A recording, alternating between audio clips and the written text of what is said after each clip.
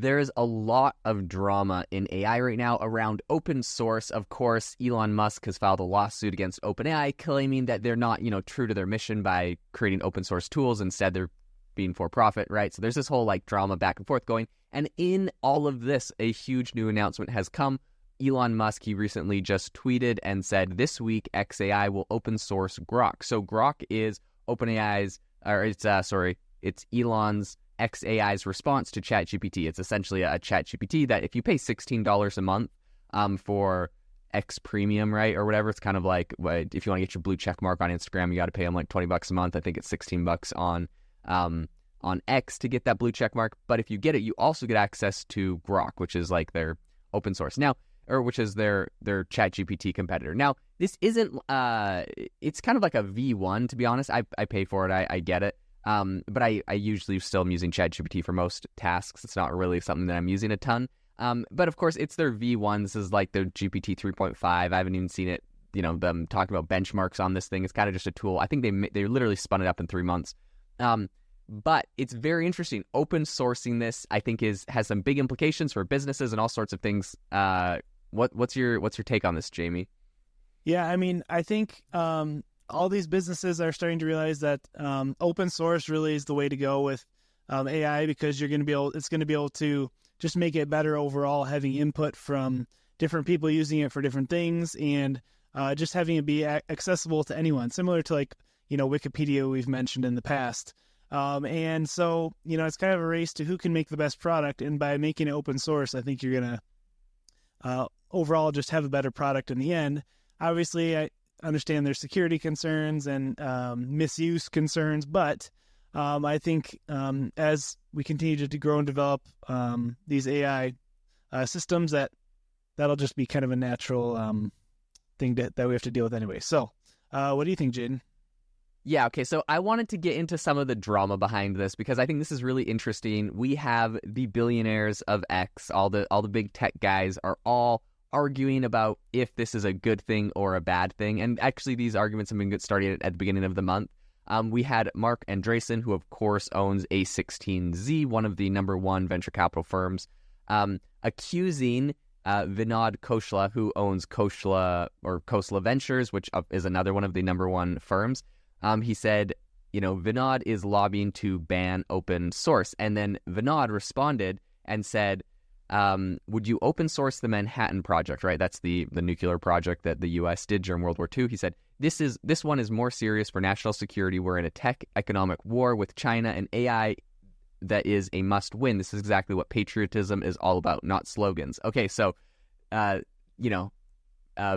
from Khosla Ventures is saying, this is like the nuclear bomb. It's like, the Manhattan Project. We can't let China get it. We can't open source it. What's really interesting is then we had Yan LeCun, who heads up AI at Meta. And of course, Meta is famous they're just going crazy on all of this open source stuff. Like that's really what they're doing. And he said, whatever war you think we are in, Vinod, will inevitably lose if we ban or merely hinder open source AI platforms. Then someone else called him out and said, your investment was built on 20 years of open source R&D and AI, and only now are you saying it's a matter of national security and patriotism to build a regulatory moat and lock out domestic competition. Respectively, this decelerationism is a tragedy for all Americans.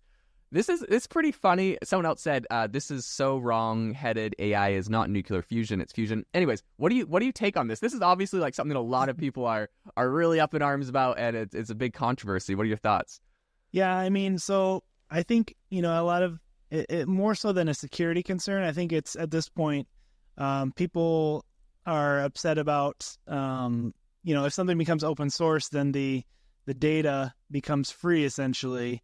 And I think people are maybe upset. They had, business models that included selling data and buying data, and now they can't do that. And so it's kind of, to me, that would be the upsetting part as a tech company who plan to, make all these algorithms and buy and sell data. So that's, I guess, my first reaction. Second reaction would just be that, I don't know, I think this data and the whole security of our society, I think, goes a lot deeper than anyone really even knows. And I think China already has a lot of the data that they could get already. You know, I don't know. What do you think? Yeah. So I think you bring up a really good point there. First off, Elon open sourcing Grok, I think, it's sort of in line with what he's been doing. He's been open sourcing the discovery algorithms on X, if I'm not mistaken, and some other things. So it's sort of in line with some things he's been doing. He's obviously been calling for OpenAI to be open source.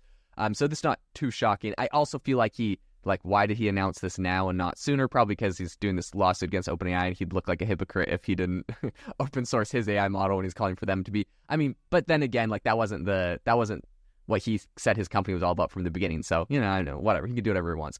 But in any case, as far as is open source good for everyone, I'm in the camp of yes, we need more open source models. We don't want these to be closed source held by a bunch of companies. You obviously have the people on the other side of this argument saying it's too dangerous for the general population to have it. Plus, then China and North Korea and all of our political adversaries or geopolitical adversaries will take it. I think, like you said, Jamie, China already has this technology. They've obviously been building their own AI models. I don't think keeping this, not like closed source is going to keep them away. And in another note, I think we recently this week had someone sentenced to go to prison or at least accused. They worked at Google and were stealing AI secrets, and they were a Chinese national stealing them on behalf of the CCP. So I don't think there's high enough security at these tech firms, to be honest, in any regard, to really stop this. And so there's a really interesting tweet I want to get into on this. But before I do that, I want to say, from a business standpoint, when we're talking about AI hustle here and all these side hustles, what's the benefit for businesses? It's immense. If you can get these open source models, if you're building any sort of tools, you don't have to pay Grok, or you don't have to pay OpenAI, or you don't have to pay Google every single time you use their tool through their API when you want to embed these into your product. So I think that the business benefit is really, really big, and that's why I'm excited about open source. I have software tools, and I pay every single time someone uses them to OpenAI, and I'm excited for the day when I can have really high quality models that we can self-host or whatever, that we don't have to do that. So I think there is a big business benefit as well. Yeah, and I think that this will also help eliminate at least somewhat the problem we had a couple weeks ago with some of the AI image generation models showing bias and things like that. Remember, AI is drawing from information somewhere, and so if it is very limited in the amount of information it's drawing from, it may have bias, where if it's open source, it kind of will hopefully be less biased. But you can see.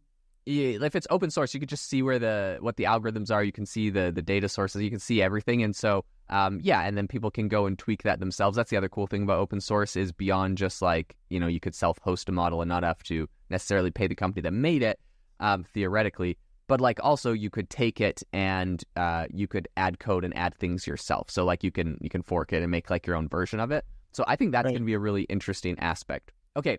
I saw a really interesting tweet on this whole conversation. I want to read it. It's a couple paragraphs, but I want to read it, and I want to get your take on this, Jamie, because I think this is really interesting. So this is from Mark Andreessen. Of course, like we mentioned, he's in the current Twitter beef with with Mr. Koshla from Koshla Ventures. This is what he said. He said, "Let's assume for discussion that AI in 2024 is like atomic technology in 1943. That AI should therefore be handled like the Manhattan Project, and that the specific risks is that the Chinese Communist Party gains access to American AI. And let's use OpenAI as an example of an American R&D facility." Okay, we're setting this up. This is going to be interesting, right? I think he's going down the rabbit hole that essentially this was the argument that was just made. He said, "What counterintelligence capabilities does OpenAI have to prevent China from stealing our AI? What you'd expect to see is a rigorous security vetting and clearance process for everyone from the CEO to the cook, with monthly polygraphs and constant internal surveillance, hardened physical facilities, what are called SCIFs, sensitive compartmented information facilities, U.S. Marines, or the equivalent as 24/7 armed guards, Faraday cages and electronic countermeasures, alarms going off if someone carries out so much as an Apple AirTag into the building, and someone very much like Boris Pash overseeing it all, interrogating and terrorizing people in all directions." I thought this is so funny. It's your point, Jamie. It's like these companies are not doing anything that China can't go and steal the data from. Like we don't have that crazy security right now. Yeah, that's kind of a funny way to put it, but I just kind of go, thinking back to all the, TikTok drama with the leaked, or supposedly, China was using it to spy on Americans, and, people were all up in arms about it. But, at the same time, is it too late already? I think in a lot of ways, yes, because, what people don't realize is that, for example, if indeed China is able to use TikTok to spy on every, movement you make on your phone, they could be training their own AI models with that, based on American voices, facial recognition, all that kind of stuff. So, in a lot of ways, I think it is, maybe too late, but, I think building security walls and safety measures from this point forward, specifically with, I think banking, would probably be the biggest concern at this point. Definitely important. Yeah. So the second half of that tweet says, remember, even with tight security, the Russians still got the atomic bomb from the U.S. via their spies in the 1940s. The first Russian atomic bomb is said to have been wire-for-wire compatible with the American Nagasaki bomb, thanks to David Greenglass and the Rosenbergs. So to protect AI, you need even tighter security. Remember, this is a civilizational threat. Is this what we see at the OpenAI or any other American lab? No, in fact, what we see is the opposite, the security equivalent of Swiss cheese. Chinese penetration of these labs would be trivially easy using any number of individual espionage methods, such as simply bribing the cleaning crew to stick USB dongles into laptops. My own assumption is that all such American AI labs are fully penetrated by that China is getting nightly downloads of all American AI research and code right now. The conclusion is obvious. OpenAI must be immediately nationalized. Okay, that's an interesting take as well that I also haven't seen. So we have, on the one hand, we have people saying, open source it all. On the other hand, we have people saying, no, you can't open source it. China's going to get it. Then other people are saying, well, if you're really worried about that, you have to nationalize it if it's that big of a threat, which I think is kind of funny. Well, interesting stuff. Well, I will be closely following all this news, and if you got any value out of this podcast, we really appreciate you reviewing us. That really just means the world to us. And we love keeping you guys up to date on all the latest AI tools and news. Thanks for listening, guys, and we'll see you next time.